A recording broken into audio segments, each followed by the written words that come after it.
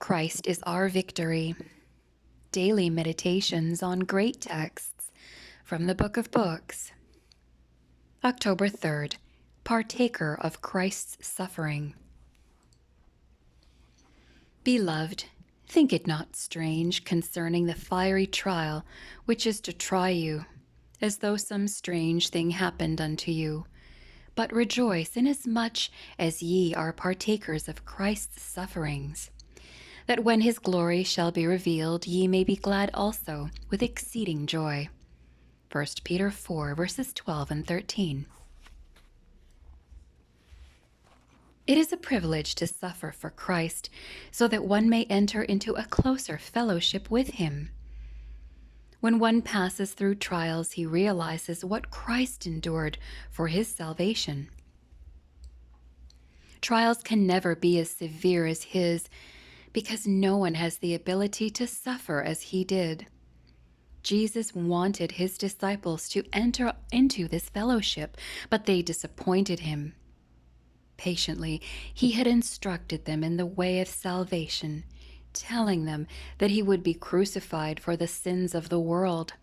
He warned them of the hardships through which they would pass as they became partakers of his suffering.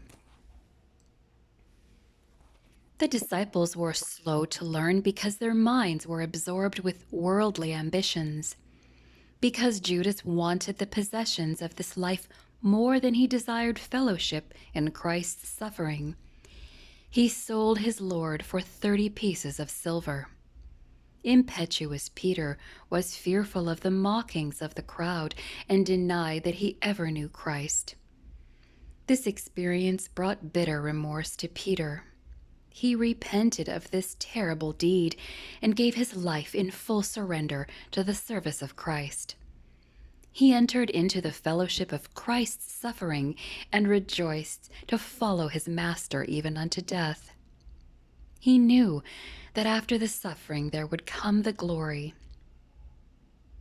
To suffer for Christ's sake is an honor. He, the watchful Christian, knows that trial, if well borne, will refine and purify him and bring him into closer fellowship with Christ. Those who are partakers of Christ's sufferings will also be partakers of his consolation and at last sharers of his glory. From the book The Acts of the Apostles, page 261.